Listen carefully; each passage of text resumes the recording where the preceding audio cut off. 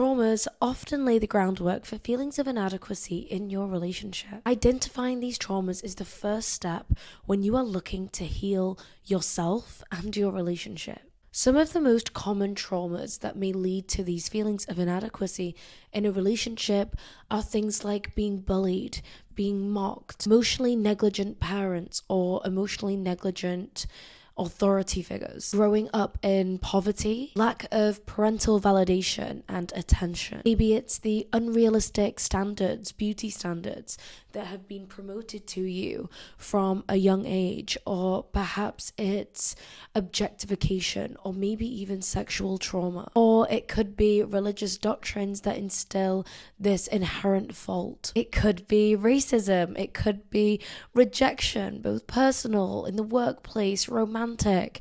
It could be any of these things. I have worked with so many amazing women that have too experienced many of these situations and these events that have happened to them. They have had these things completely subconsciously submerge their entire identity, their entire personality, and it has damaged their relationships. But they decided to do the inner work. And now they are getting the chance to live their greatest love story with the loves of their life and live in a healthy relationship with their partner. The greatest love story that was ever written is yours. However, all you need to do is just be willing to do the inner work. So, if you want to heal this wound of inadequacy in your relationship, then stick around because it's all coming up right now. Hi, welcome back to The Vibration Vault. My name is Alia Zaray. I help women all over the world navigate their love life in a more feminine way. So if this sounds like something that you want to do, make sure to subscribe to stick around. Okay, let's begin. So the first thing that I want you to do is reflect on your life, especially your family dynamic growing up. Were there any specific feelings that contributed towards your feelings of inadequacy? I want you to consider how these experiences that you have lived may be negatively affecting your current relationship, negatively affecting the behaviors and interactions within your relationship. If you have been through any of these traumas that I have listed, whether it be in your early childhood or teenage years, then sometimes what happens is this can manifest into you becoming an overcompensating partner in your relationship. What this means is that your wounded inner child is trying to overcompensate for this wound of inadequacy. You may excessively reach to fulfill your desires and seek pleasure as a means to counter lack or discomfort. Now, often this behavior has roots in the teenage years, marked by overwhelming attraction and this rush of hormones, leading to an addiction of overstimulation. When you are in this state, the constant chase for novelty and pleasure becomes this misguided attempt to find happiness and love. And in relationships, it manifests into this never-ending pursuit of new partners, and it's driven by this exhilarating rush of infatuation. It's this complete desire to feel wanted. Initially, your relationships will be shrouded in this illusion of perfection, where both you and your partner seem completely incapable of making any sort of mistakes, offering a temporary reprieve from feelings of inadequacy. However, this ideal state is fleeting, and the cycle of addiction soon resurfaces, fueled by this diminishing thrill of desire. Imperfections in your partner start to surface, or the distraction of a seemingly new, more attractive prospect starts to catch your eye. You'll often find that you place high value on the luxuries and comforts in life, whether it be sex appeal, wealth, fame, or basically anything else that enhances your desirability. You also expect your partner to endorse and share these pursuits. When you do this, it often creates pressure, which leads to them feeling very disconnected from you. They start to feel like they are very replaceable because it's exhausting trying to keep up with this constant need for excitement and this constant need for novelty. So on that note, let's cover some real life triggers. Things that you may experience on a daily basis and what to do in those situations. So the first thing that you may experience that is a trigger is novelty chasing. Let me give you an example. Let's say you and your partner are planning your weekend together. You, being the partner with this overcompensating wound of inadequacy, is constantly pushing to try new and exciting things. Every time it has to be an extravagant activity. You are never content with these simple, repeated experiences. You book surprise adventure trips and you insist on dining at the best, most expensive and beautiful restaurants, and you are continually seeking out new events. While this might seem very exciting and very adventurous, it actually stems from your inability to find contentment in your daily routine or any other familiar experience. You continuously need new stimulation in order to feel fulfilled. When you do this, what happens is it leaves your partner yearning for the simple things in life, yearning for moments of predictable comfort. So what I want you to do is reflect on why you are constantly seeking these new and exciting experiences. Is it because there is a genuine desire to travel or a genuine desire to explore? Or is it a way to fill a perceived void within yourself? What perceived gain do you feel like you are going to get from novelty chasing? The second trigger that you may experience is intimacy as a performance. Let me give you an example. During intimate moments with your partner, you become overly focused on your own appearance and your own desirability. You treat these intimate moments as more of a stage for self-display rather than a time to enjoy this mutual connection and connect emotionally as well as physically. You might be preoccupied with how you look, how you sound, basically treating this encounter as a show of your sexual skills. This behavior, driven by this deep need to be desired and to offset your feelings of inadequacy, turns this intimate experience into more of a performance than a mutual loving connection. You see, when you do that, your partner is going to start to feel very sidelined, as if their presence is just a means to an end, as if they are a filler character in this experience when it's supposed to be a joint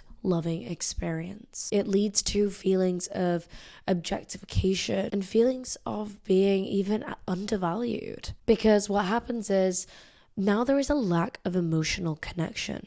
So now your partner is going to feel a disconnect towards you. They will be consciously or subconsciously craving more, craving a missing piece. So from time to time, they might not even be able to put their finger on what is missing. But what is missing in this instance is that emotional, deep, raw connection. So what I want you to do is I want you to really consider how much of your relationship is based off physical appearance and surface level type of attraction versus emotional connection and emotional understanding. Think about what steps you can take within your relationship to deepen this emotional bond between you. The third trigger that you may experience is a complete intolerance to discomfort. Let me give you an example. In your day-to-day life, any type of minor inconvenience or minor discomforts that you experience are unbearable to you. So you might complain incessantly if the temperature in the living room isn't just right, or if you are traveling, for instance, and your usual luxuries are not available, or even if plans change unexpectedly. This constant need for comfort reveals a deeper struggle with inadequacy. Any form of discomfort feels intolerable to you.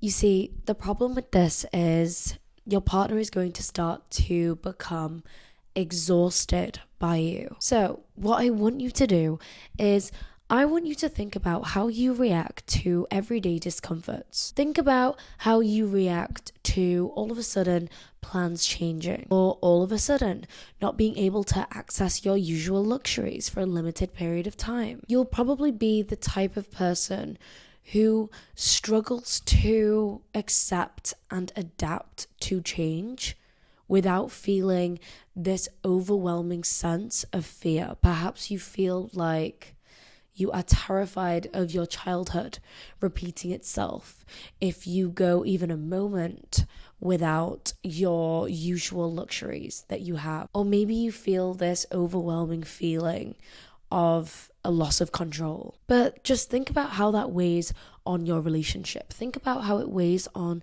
your partner's feelings. When you are behaving like this, reflect and think about how it is affecting the trust in your relationship, and how is it also affecting the friendship in your relationship. So the fourth trigger that you may experience is vanity. Let me give you an example. Before you go to any event, you spend an inordinate amount of time getting ready, spending money, an excessive amount of money on clothes, on cosmetic procedures, on unnecessary things to make yourself look more desirable. You constantly fish for compliments and validation externally. You might put on this brave face in front of your friends and family. However, to your core, you are unable to feel secure within yourself and your self-image. This obsession with your appearance is a defense against your feelings of inadequacy, a belief that you must look perfect to be loved and to be accepted. But the problem with this in a relationship is your partner is going to feel this massive disconnect towards you, because he is going to struggle to keep up with having to validate you. He's going to struggle to be constantly reassuring you. He's going to struggle to keep up with this ever increasing standard of beauty, and you just keep raising the bar every single time until it gets just absolutely ridiculous. What I want you to do is consider and reflect on instances where you have sought approval or even attention from others outside of your relationship. How does this need impact your partner and your relationship dynamic? The fifth trigger is using addictions as an escape. Let me give you an example. So this could be anything from alcohol, drugs, excessive dieting, excessive exercise, these crazy strict diets that make you sick. Any type of addictive behaviors that are compulsive and extreme. The reason why you do these things is because you are using this as a temporary crutch to feel temporary euphoria, or just to numb your feelings of inadequacy. Temporarily, it's going to give you a feeling of accomplishment. It's going to give you this feeling of control. And what happens is you're actually very good at hiding this behavior in social settings. You're very good at appearing very carefree and overindulgent. However, this behavior often spirals. It impacts your health, your relationships, your friendships. When you do this, your partner's going to feel completely helpless.